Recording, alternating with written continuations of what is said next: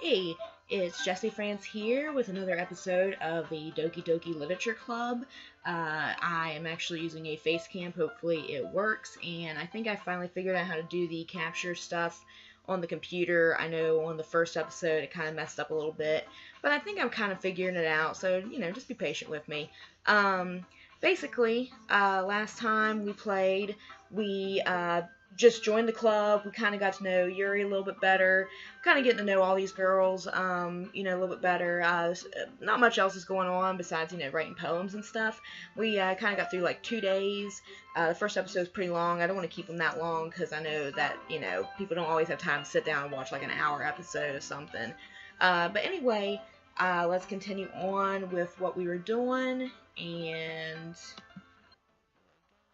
we're going right back to where we stopped.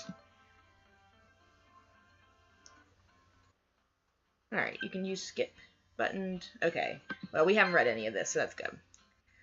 Alright, so, once again, I'm playing myself, I guess, except I'm a dude in this. Whatever. Alright. Sayori. About what happened earlier. What do you mean? Between Yuri and Natsuki? Does that kind of thing happen often? No. That's really the first time I've seen them fight like that. I promise, they're both wonderful people. You don't hate them, do you? No, I don't hate them. I just wanted your opinion, that's all. I can see why they'd make good friends with you. Phew.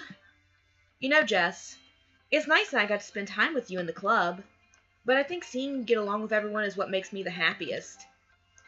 And I think everyone really likes you, too. That's... Every day is going to be so much fun. It looks like Sayori still hasn't caught on to the kind of situation I'm in.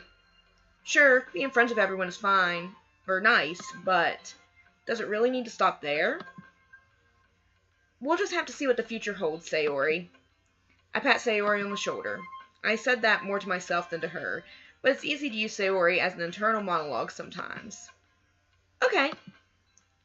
Yeah. Let's do this. Alright, so apparently we're back to this. So I'm just going to pick some stuff. I'm not really going to explain why I pick each one. May fast forward again. I don't know. Alright, so let's start out with this. I like...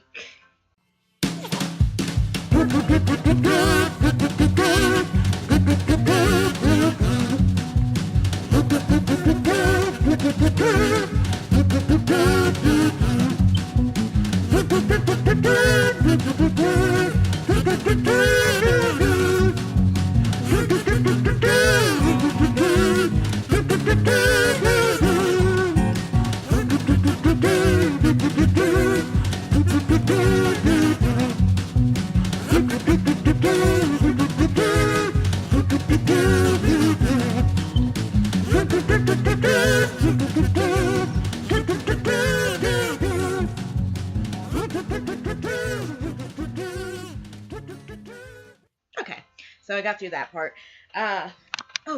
Sorry. It looks like, I'm still kind of sticking with the Yuri path, not intentionally. I'm really just picking words that kind of speak to me. It also looks like I'm getting a lot of Sayori, not much, Natsuki, which is kind of sad. I like all the girls. They're all pretty cute and pretty nice and stuff. I'm making a point now I'm straight, I'm married, but, I can appreciate cute little anime girls. So let's go. Alright. Another day passes, and it's time for the club meeting already. I've gotten a little more comfortable here over the past couple days. Entering the club room, the usual scene greets me.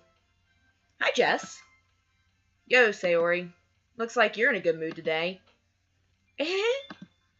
I'm just still not used to you being in the club, that's all. I see. That's a pretty simple thing to get you in a good mood. But I guess it's always the simple things with you anyway. Speaking of which, I'm kinda hungry. Will you come with me to buy a snack? No thanks. That's not like you at all. I have my reasons. Why don't we take a look at your purse, Sayori? Why that all of a sudden? No reason, really. I just wanted to look at it. Ah. Sayori nervously retrieves her coin purse. She fumbles with the latch and gets it open. She then turns it upside down and lets its contents spill onto the desk. Only 2 small coins fall out. Ah! I knew it. I can see right through you, Sayori. That's not fair. How'd you even know? It's simple. If you had enough money in the first place, you would have bought a snack before coming to the club room. So either you're not hungry and want an excuse to take a walk, or you plan to conveniently forget that you spent all your money so that I would lend you some. But there's one more thing. You're always hungry, and so that only leaves the one option. I give up. Don't make me feel guilty. If you feel guilty, that means you deserve to feel guilty. Yuri suddenly giggles. Eh? I didn't notice that she was listening in. Her face is in her book as always. I wasn't listening or anything. It was just something in my book. Yuri, tell Jess to let me borrow some money. Don't get me involved like that, Sayori. Besides, you should only buy what you can responsibly afford. And frankly, after pulling a mischievous little stunt like that, your suffering is fair enough retribution.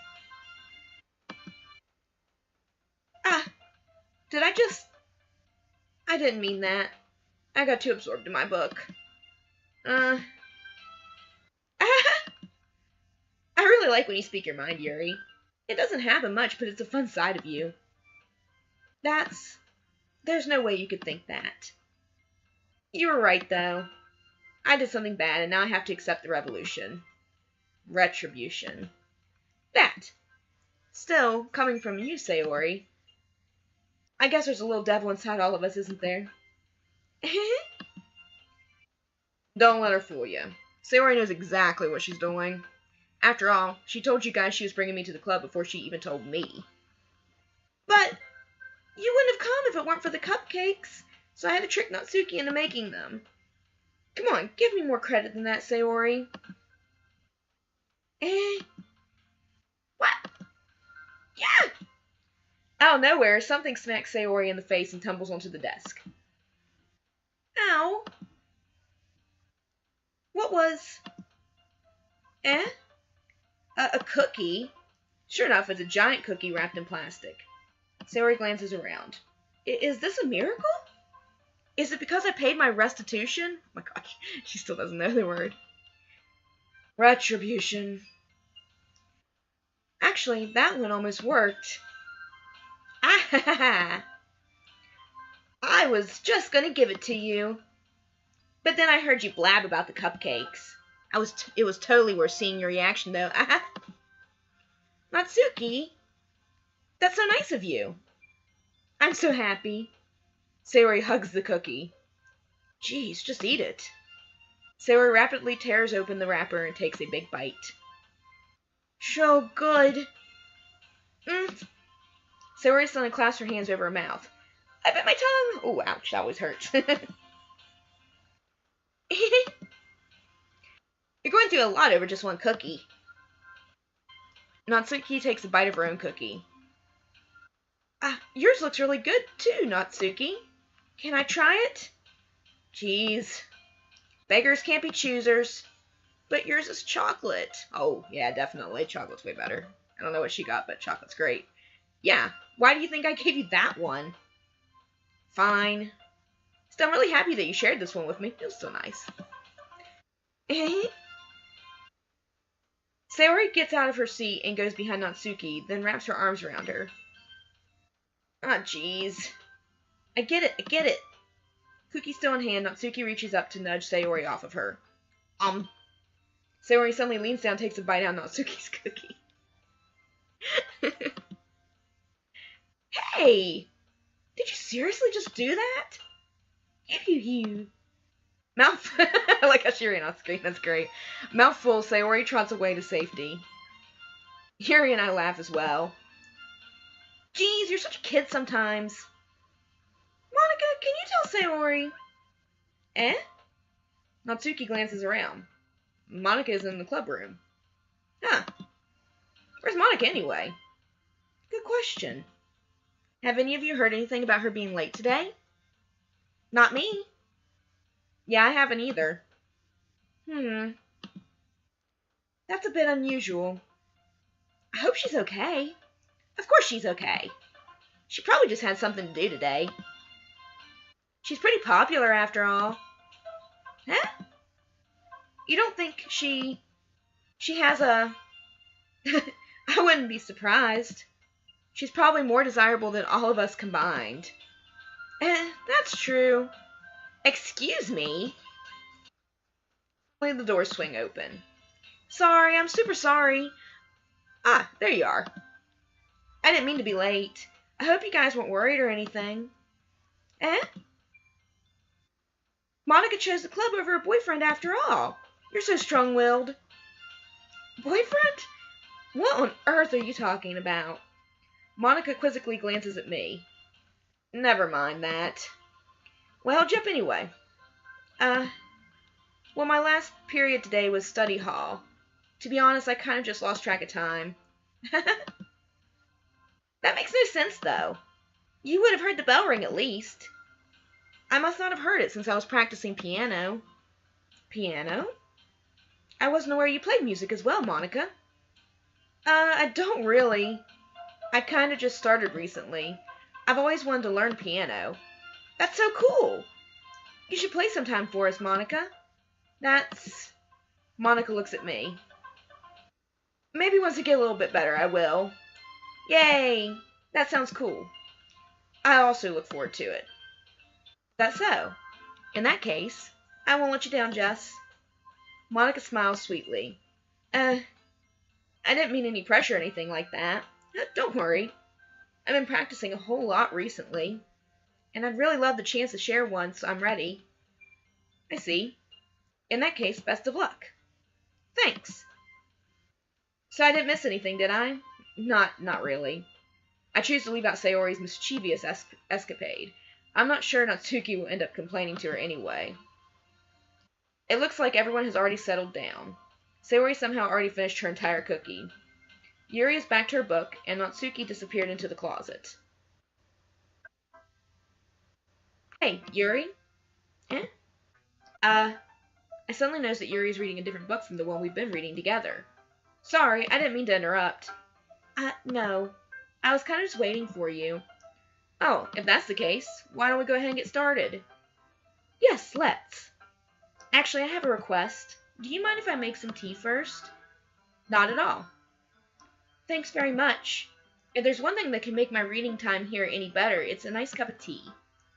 Not to mention for yourself as well. Yuri stands up and makes her way to the closet. I follow and watch as she retrieves a small water pitcher from the shelf, the kind with a filter inside. Can you hold this for a second? Sure. Yuri hands me the water pitcher and also fetches an electric kettle. I'm going to plug this in at the teacher's desk, and then we'll go get some water. She walks past me and sets the kettle down on the teacher's desk. I simply watch her movements. To my surprise, the way she moves really contrasts her speaking mannerisms. Especially because of her long legs, Yuri appears elegant and methodical. Okay, may I have the water pitcher? Thanks, I'll be right back. I might as well walk with you. Yeah, why not?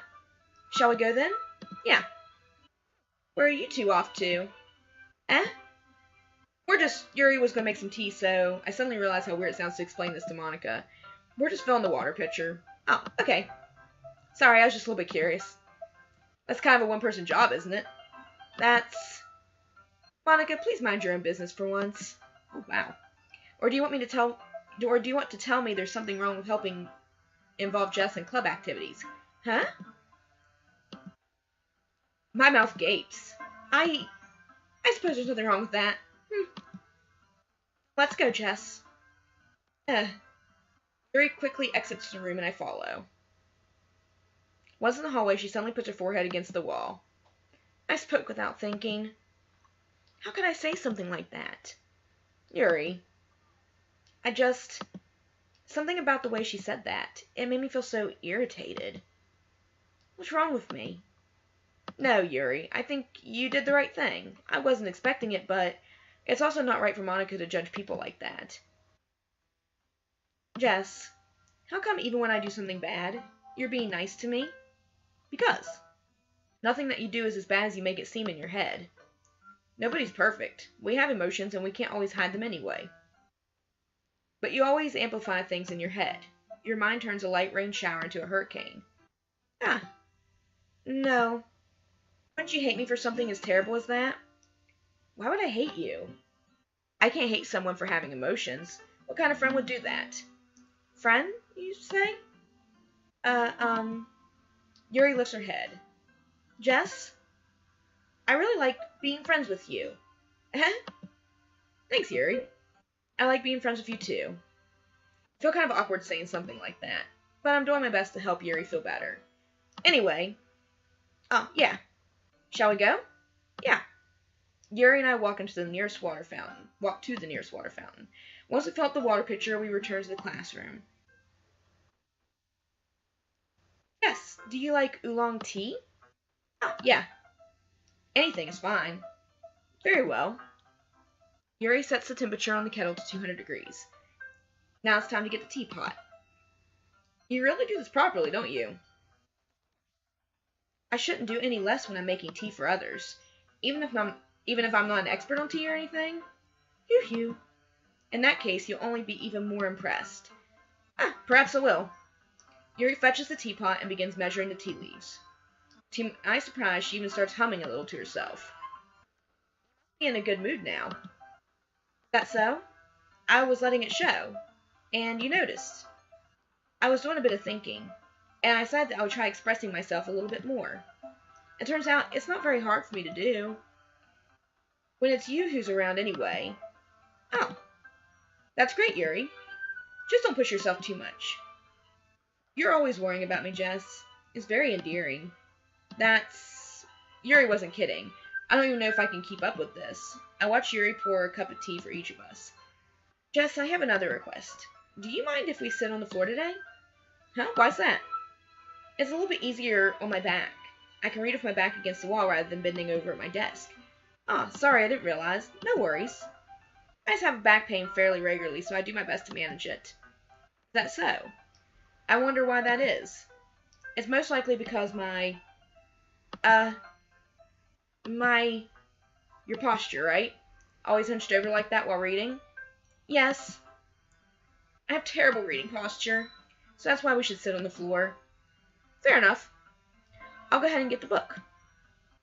I retrieve the book from my bag. I have some chocolate as well. It's a bag of small chocolate candies that I kept hidden from Sayori's candy radar. I take it since it'll go well with the tea. Yuri and I then sit against the wall, teacups at our side. As if in sync, we assume the same reading position as last time, each holding one half of the book. Except this time, our bodies are even closer to each other. I can't see too well. Yuri sighs closer until our shoulders are touching. How am I supposed to focus on reading like this? Yuri was always kind of cute, but when she's being less apprehensive, it's almost more than I can handle. Your teacup. Yuri hands me my teacup. Holding up my hand that's not holding the book, I end up in a position that makes it even harder to focus. Now I need to worry about making sure I don't accidentally touch her chest. Oops. Wow, Yuri hasn't noticed a single thing. She wears her intense reading expression, and I can only presume the world around her has faded away. I use all of my willpower to focus on reading. After a few minutes, I finally manage to relax a little. I put the teacup between my legs and fumble with the chocolate wrapper. Sorry. I briefly let go of the book to finish opening the wrapper. You can have as much as you want. That's okay, I won't take any. No, are you sure? Well, if I touch it, then it might get smudges on the pages. You're right. I didn't even think about that. My bad. No need to apologize. I'll hold the book, okay? Are you sure? Of course. Yuri opens the book with both hands. She holds it so that I don't have any harder of a time reading from it. But as a result, her left arm is practically resting on top of my leg. Well, in that case, Yuri is already totally focused on reading again. I take a chocolate candy and pop it into my mouth. I take another chocolate, and I hold it up to Yuri. She doesn't even look away from the book. She simply parts her lips as if this situation is... But that means I can't stop here. I apprehensively place the chocolate in her mouth. Like that, Yuri closes her lips over it. Yuri's expression suddenly breaks. Did I just... Yuri looks at me like she needs to confirm what just happened. Jess? Sorry. I guess I shouldn't have done that. That's... Well, you were just helping. That's something that friends do, right? I mean, not really in this kind of context, but yeah, that's all it was. Yeah, then you don't need to stop or anything. I see. The situation's got really tense. Yuri tries to return to the book, but I can tell just by her expression that she can't focus now. My heart is pounding. I nervously take another chocolate between my fingers. This time, Yuri's eyes meet mine. How did it even come to this? Yuri doesn't avert her gaze. I notice her chest rising and falling to the rhythm of her breasts. I raise my arm. Like before, Yuri parts her lips. But it's different this time. I take the chocolate and place it in her mouth. I feel her hot breath on my fingers. Okay, everyone. Yuri jolts back. It's time to share poems. Jess, you can help Yuri put away the tea stuff, right? Yeah, of course. Okay, thanks. Spell's abruptly broken. I'll take care of the cups. Yeah. Yuri picks up the teacups from the floor. I pick up the bag of chocolates. In the end, we hastily clean up without so much as a word between us. I get the feeling this is something neither of us will have the courage to bring up. Alright, who should I show my poem to first? Well, since we're kind of still going the Yuri kind of route, I guess, we'll go with her. Let's see what you've written for today. Yuri stares at the poem with a surprised expression on her face. Do you like it? Jess, this one might even be better than yesterday's. How'd you even pick up on this so quickly? Just yesterday I was telling you the kind of techniques we're practicing. Maybe that's why. You did a good job explaining. I really want to try and give it more imagery. Yuri visibly swallows. Even her hands appear sweaty. I'm not used to this. Used to what? I don't know. It's fine. Take your time. Yuri breathes and collects her thoughts. I know that Yuri likes to think before she speaks, so I'll offer that patience to her. Just being appreciated like this, I guess. It probably sounds really stupid, but seeing someone motivated by my writing, it just makes me really happy. Are you saying you've never shared your own writing before? Yuri nods. Really? I don't believe it. I really only write for myself, and besides, people would just laugh at me. Do you really think that? Again, Yuri nods. Huh. Even your close friends? Yuri doesn't respond to that. I wonder why. Anyway, do you want to share the poem you wrote today? Yeah. I do. If it's with you. Alright, what's this one say today? Alright. The raccoon. It happened in the dead of night while I was slicing bread for a guilty snack. My attention was caught by the scuttering of a raccoon outside my window. That was, I believe, the first time I noticed my strange tendencies as an ordinary... Is it ordinary? An ordinary human. I don't know. I gave the raccoon a piece of bread, my subconscious well aware of the consequences, well aware that a raccoon that is fed will always come back for more. The enticing beauty of my cutting knife was a symptom. The bread, my hungry curiosity. The raccoon, an urge. The moon increments its phase and reflects that much more light off my cutting knife. The very same light that glistens in the eyes of my raccoon friend. I slice the bread fresh and soft. The raccoon becomes excited. Or perhaps I'm merely projecting my emotions onto the newly satisfied animal. The raccoon has taken to follow me. You could say that we've gotten quite used to each other. The raccoon becomes hungry more and more frequently, so my bread is always handy. Every time I brandish my cutting knife, the raccoon shows me its excitement. A rush of blood. Classic Pavlovian condition. I slice the bread, and I feed myself again. Oh, okay, so that's where it gets a little dark. Yeah, so she was feeding a raccoon, and she killed it. Because she used the whole conditioning where she used a knife to cut the bread. The raccoon, associated that with food, and then it became trusting of her, and then she killed the raccoon, and then used said knife to slice the bread and feed herself. Okay, that one's kind of scary. I was a little more daring with this one than yesterday's. I can see that. It's a lot more metaphorical. I don't know if it's my fault, but I can't begin to imagine what this poem is about. That's right. It's a bit closer to my preferred writing style, using the poem as a canvas to express vivid imagery and conveying emotions through them. Yeah, if I take it at face value, then I can't even figure out what it's supposed to mean. Well, I think it's something that different people can relate to in their own way. I want to express the way it feels for me to indulge in my more unusual hobbies. Killing animals? It's those sorts of things I'm usually forced to keep to myself, so I sometimes enjoy writing about them. Why do you keep them to yourself?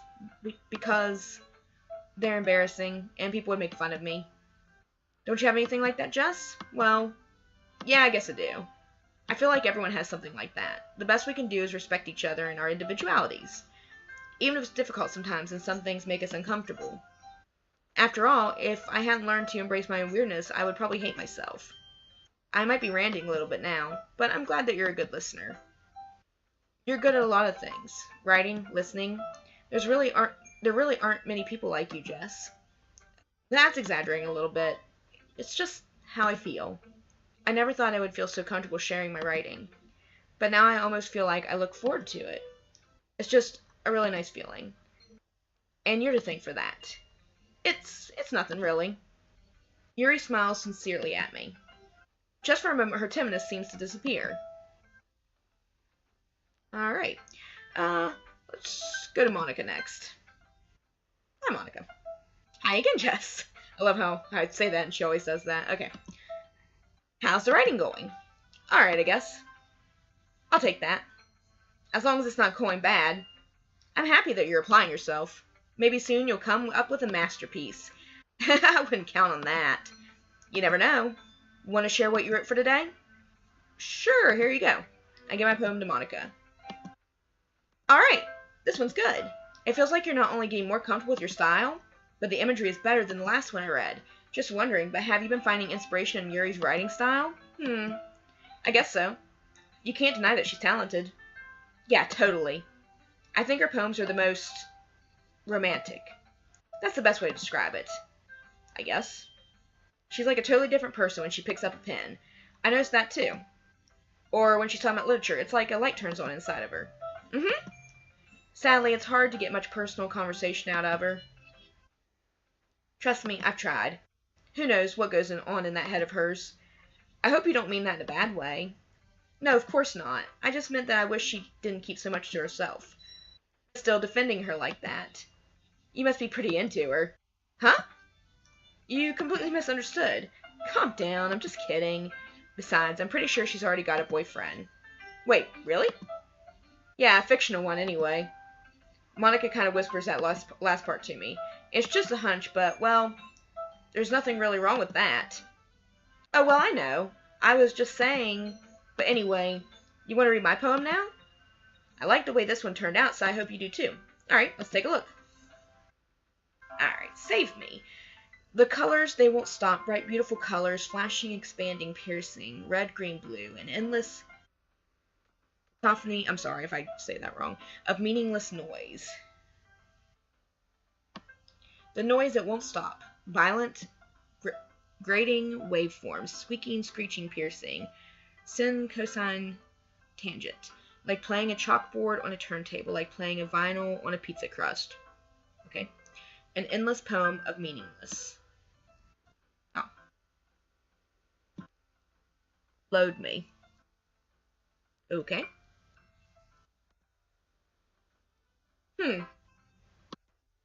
It's even more abstract than your last one, huh? I guess it's just the way I write. I'm sorry if you don't like it. No, I never said that. It's just a kind of thing I've never really seen before, I guess. I kind of like playing with my space on the paper. Choosing where and how to space your words can totally change the mood of the poem. It's almost like magic. The way I wrote the lines really short makes it feel like they're trying to speak over the noise. I see. It's so hard for me to tell what it's about, though. Sometimes asking what a poem is about isn't the right question. A poem can be as abstract as a physical expression of a feeling, or a conversation with the reader. So putting it that way, not every poem is about something. Anyway, here's Monica's writing tip of the day. Sometimes you'll find yourself facing a difficult decision. When that happens, don't forget to save your game. Thanks. You never know when you might change your mind, or when something unexpected may happen. Wait, is this tip even about writing? What am I even talking about? Breaking the fourth wall, are we? That's my advice for the day. Thanks for listening. Gotcha. Alright, so let's go talk to Natsuki. You're kind of mean to her yesterday, so... Hmm. Well, it's not really any worse than your last one, but I can't really say it's any better either. Phew. Huh. Phew, what? Oh, well, anything that isn't a train wreck, I'll take as a win. And I get the feeling you're probably the most critical. Hey, what makes you...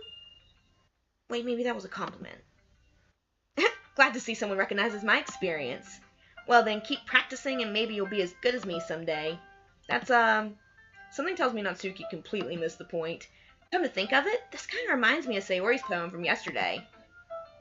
Oh, you think so?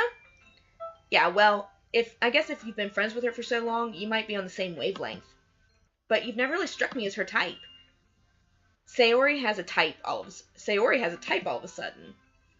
Well, I don't know, but honestly, how can someone so fluffy spend so much time with someone like you? It's like she's dragging around a dead weight. That was a little unnecessary. But think of it this way, if it weren't for me, she would probably just fly away like letting go of a balloon. You could say we each take care of each other in our own way. Whatever it is, I don't get it. Oh yeah, I guess I'm supposed to show you my poem. Here. Amy likes spiders. You know what I heard about Amy? Amy likes spiders. Icky, wriggly, hairy, ugly spiders. That's why I'm not friends with her. Amy has a cute singing voice. I heard her singing my favorite love song. Every time she sang the chorus, my heart would pound to the rhythm of the words. But she likes spiders. That's why I'm not friends with her. One time I hurt my leg really bad. Amy helped me up and took me to the nurse. I try not to let her touch me. She likes spiders, so her hands are probably gross. That's why I'm not friends with her. It doesn't matter if she has other hobbies. It doesn't matter if she keeps it private. It doesn't matter if she doesn't hurt anyone. It's gross. She's gross. The world is better off without spider lovers. And I'm going to tell everyone. It's kind of mean. Not bad, right? It's quite a bit longer than yesterday's. Yesterday's was way too short. I was just warming up. I hope you didn't think that was the best I could do. No, of course not. Anyway, the message is pretty straightforward in this poem. I doubt I have to explain it. Sometimes you can explain complicated issues with much simpler analogies. And it helps people realize how stupid they're being. Like, anyone would agree that the subject of this poem is an ignorant jerk. Do you know people like that? Of course, it's about how everyone thinks That doesn't matter. It can be about anything. I wrote it to be easy to relate to. Everyone has some kind of weird hobby or a guilty pleasure. Something that you're afraid if people find out, they make fun of you or think less of you. But that just makes people stupid. Who cares what someone likes as long as they're not hurting anyone and it makes them happy? I think people really need to learn to respect others for liking weird things. Huh, that's funny. Yuri wrote about something similar today. Huh? Did you say Yuri? Yeah. She said her poem was about an unusual hobby of hers. I didn't really get it, but she said something similar to you. That people shouldn't make each other feel insecure about those things. Really? Well, I mean, Yuri's pretty weird, so I wouldn't doubt that she has some weird hobbies. Not that there's anything wrong with that. It's not like I would judge her or anything. Natsuki has trouble finding words. I guess I should try not to be so mean to her. If she feels insecure about her weird behaviors and stuff, I mean, I always hate people who makes me feel insecure. And Yuri made me feel insecure yesterday. But the way you put it, it sounds like she's learned her lesson. Well, I would say so. Even if her writing style is really different, I'm sure she'll appreciate the message in your poem. It's what I do best, after all. I don't like writing unless there's a good message to take away from it. Like conveying emotions is important. But I want to make people think, not just feel. Remember that. I'm going to write a good one for tomorrow, too, so look forward to it. And last but not least is Sayori. Alright. Oh! I like this one, Jess. It has some nice feelings in it. I'm glad. Does that mean it's better than yesterday's? Let me think. I don't know. I guess I like them both. That's not very helpful, you know. Well, I'm not very good at figuring out if poems are good or bad. But that's why I go by my heart.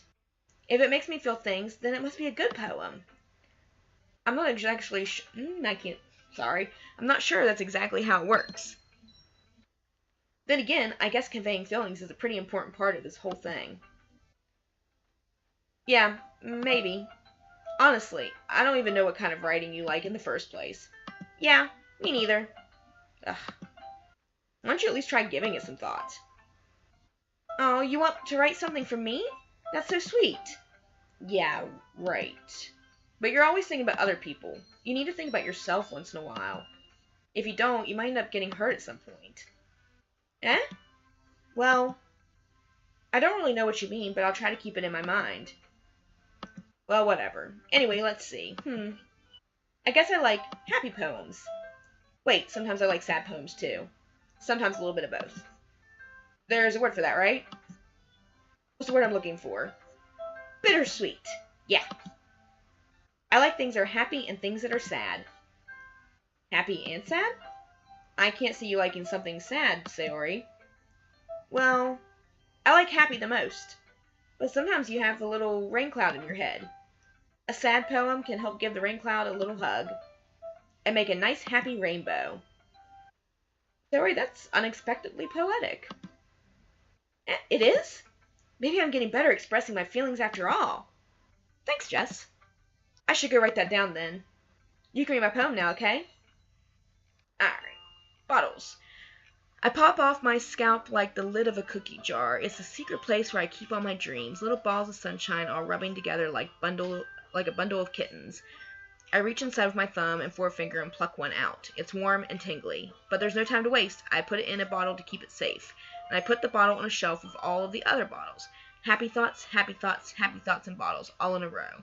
My collection makes me lots of friends. Each bottle a starlight to make amends. Sometimes my friend feels a certain way. Down comes a bottle to save the day. Night after night, more dreams. Friend after friend, more bottles. Deeper and deeper my fingers go, like exploring a dark cave, discovering the secrets hiding in the nooks and crannies, digging and digging, scraping and scraping. I blow dust off my bottle caps. It doesn't feel like time elapsed. My empty shelf could use some more. My friends look through my locked front door. Finally, all done, I open up, and in come my friends. In they come in such a hurry. Do they want my bottles that much? I frantically pull them from the shelf, one after the other, holding them out to each and every friend, each and every bottle. But every time I let one go, it shatters against the tile between my feet. Happy thoughts, happy thoughts, happy thoughts, and shards all over the floor. They're supposed to be for my friends who aren't smiling.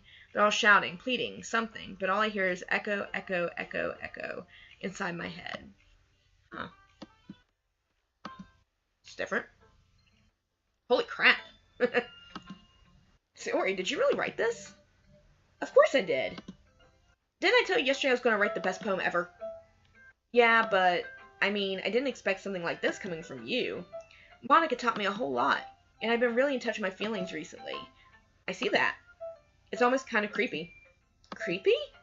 Well, not exactly. Maybe because I'm used to you being so cheerful. Well, never mind. I'm thinking too hard about it. The point is, it came out good, so you should be proud of it. Aw, thanks. I feel like I was meant to express myself this way. It even helps me understand my own feelings a little bit better. Writing is like magic. You've gotten pretty passionate about this, huh? I hope you keep it up. Yeah, writing's the best. I'm going to keep writing until I die. Well, don't get ahead of yourself. Sayori's always had a habit of getting obsessed with something before dropping it no more than a week later. I wonder if this is one of those times. But seeing the passion in her eyes makes it hard for me to be pessimistic. Okay, everyone. We're all done reading each other's poems, right? I have something extra planned today, so if everyone could come sit at the front of the room. Is this about the festival? Well, sort of. Do we really have to do something for the festival? It's not like we can put together anything good in just a few days. We'll just end up embarrassing ourselves instead of getting any new members. That's a concern of mine as well. I don't really do well with last-minute preparations. Don't worry so much. We're going to keep it simple, okay? We won't need much more than a few decorations. Sayori's been working on posters, and I've designed some pamphlets we can give out during the event. Okay, that's great and all, but that doesn't tell us what we're actually going to be doing for the event. Oh, sorry, I thought you heard about it already. We're going to be performing. Performing? Monica? Yeah, we're going to have a poetry performance. Each of us are going to choose a poem to recite during the event. But the cool part is, we're also going to let anyone else come up and recite poems too. Sayori's putting it all on the posters in case anyone wants to prepare ahead of time. Sayori, who's been coloring a poster, holds it up for us to see. Are you kidding me, Monica? You didn't already start putting those posters up, did you? Well, I did. Do you really think it's that bad of an idea? Well, no. It's not a bad idea. But I didn't sign up for this, you know. There is no way I'm going to be performing in front of a group of people like that. I agree with Natsuki. I could never in my life do something like that. Imagining it, Yuri shakes her head in fear. Guys. No, Sayori. I understand where they're coming from. Remember that Natsuki and Yuri have never shared their poems with anyone until just a couple days ago. It's a lot to ask them to recite their poems out loud to a whole room full of people. I guess I kind of overlooked that. So I'm sorry. But I still think we should give it our best. We're the only ones responsible for the fate of this club. If we start the event and each put on a good performance, then it will inspire the others to do the same. And the more people who perform, the better we'll be able to show everyone what literature is all about. Yeah. It's about expressing your feelings, being intimate with yourself, finding new horizons, and having fun. That's right. And it's those reasons that we're all in this club today. Don't you want to share that with the others? To inspire them to find the same feelings that brought you in here in the first place? I know you do. I know we all do. And if all it takes is standing in front of the room for 2 minutes and reciting a poem, then I know you can do it. I don't think they like that idea. Natsuki and Yuri remain silent. Sayori looks worried. I guess that leaves me no choice. I agree. I don't think it's too much to ask. I think that Sayori and Monika have been trying really hard to get new members. The least we can do is help them out a little bit. Well, maybe, but it looks like Natsuki doesn't have any arguments left. Okay, fine. I guess I'll just have to get it over with. Alright. Phew. Thanks, Natsuki. What about you, Yuri? Yuri dejectedly glances around at everyone else's expectant faces. I guess I don't really have a choice. Huh? That's everyone. You're the best, Yuri. This club is seriously going to be the death of me. Oh gosh. You'll be fine, Yuri. But anyway, let's move on to the main event. I want each of you to choose a poem of yours. We're going to practice reciting them in front of each other. No way! Monika! This is too sudden! Well, if you can't recite your poem in front of the club, how do you expect to do it in front of strangers? Oh no. Don't worry. I'll start off to help everyone feel a little more comfortable. Can I go next? Of course. Now let's see. Monika flips through her notebook to the specific poem she has in mind for herself. She then stands up behind the podium. The title of this poem is The Way They Fly. Monika begins reciting her poem. Her clear, confident voice fills the room. More than that, her reflection is pristine. She knows exactly how to apply the emotion behind each line she recites, bringing the words to life. Is this something she's done before, or is she simply a natural? I glance around me. Everyone has their eyes on Monika. Sayori looks amazed. Yuri has an intense expression on her face I don't understand. Finally, Monika finishes the recitation. The four of us applaud. Monika takes a breath and smiles. That was so good, Monika! Thank you very much. I was just hoping to set a good example. Are you ready to go next, Sayori? I'll go next. What? Yuri's fired up all of a sudden. Yuri clutches a sheet of paper between her hands and stands up. Keeping her head down, she walks quickly over to the podium. This poem is called... Yuri anxiously glances at each of us. Hey, I always say the best thing to do whenever you have to speak in front of class and you're nervous about it is just try to do it first, get it over with. Alright. You can do it, Yuri. It's called After Image of a Crimson Eye. Yuri's voice shakes as she starts reading the poem. Just a moment ago, she practically refused to do this. Why is she suddenly putting in so much effort? As Yuri gets past the first couple lines, her voice changes. It's almost like what happens when Yuri gets absorbed into her books. Her quivering words transform into sharp syllables of a fierce and confident woman. The poem is full of twists and turns in its structure that she enunciates with perfect timing. This must be a rare glimpse into the whirling fire Yuri keeps concealed inside her head. Suddenly, she finished. Everyone is stunned. Yuri snaps back into reality and glances around her as if she was bewildered even herself. It's up to me to save this situation. I'm the first to start applauding. Everyone joins me afterward and we give Yuri the recognition she deserves. It's not that we didn't want to applaud for her, but we were so off guard that we must have forgotten. As we applaud, Yuri holds the poem to her chest and rushes back into her seat. I love when they rush off screen like that. Yuri, that was really good. Thank you for sharing. Looks like Yuri is down for the count. Okay. I guess I'm next then. Sayori hops up out of her chair and cheerfully walks to the podium. This one's called My Meadow. Aha! Sorry, I giggled. Sayori. It's a lot harder than I thought. How'd you guys do it so easily? Try not to think of it like you're reciting to other people. Imagine you're reciting it to yourself, like in front of a mirror or in your own head. It's your poem, so it'll come out the best that way. I see. Okay then. Sayori begins her poem. Somehow it feels like her soft voice was made as a perfect match. The poem isn't aimlessly cheery like Sayori is. It's serene and bittersweet. If I were to read this on paper, I probably wouldn't think much of it, but hearing it come from Sayori's voice almost gives it a whole new meaning. Maybe this is what Sayori meant when she said she likes my poems. It's like I get to reach more deeply into someone I thought I knew through and through. Sayori finishes and we applaud. I did it! Good job, Sayori. Even Jess liked it. I guess that's a good sign. What does that even mean? It came out nicely, Sayori. The atmosphere of the poem fits you really nicely, but it might be the other poems wouldn't work quite as well with that kind of delivery. I don't really understand. In other words, I've seen poems of yours where that sort of gentle delivery wouldn't work as well.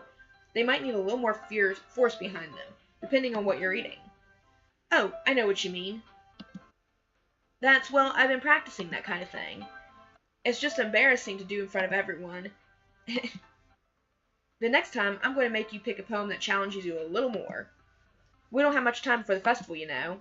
Okay. Now who's next? Natsuki? Don't make me go before Jess. It's not like I can compare to you guys anyway. Might as well let Jess lower everyone's standards a little before I have to do it. Oh, thanks. Natsuki, it's fine. I might as well get it over with. But it's not like I have much of a selection of what to read. I'll just have to go with what I wrote for today. I stand up and step in front of the podium. Everyone has their eyes on me, making me feel terribly awkward. I recite my poem. Since I'm not exactly confident in my own writing, it's hard to put energy into it. Despite that, once I finish, I receive applause anyway.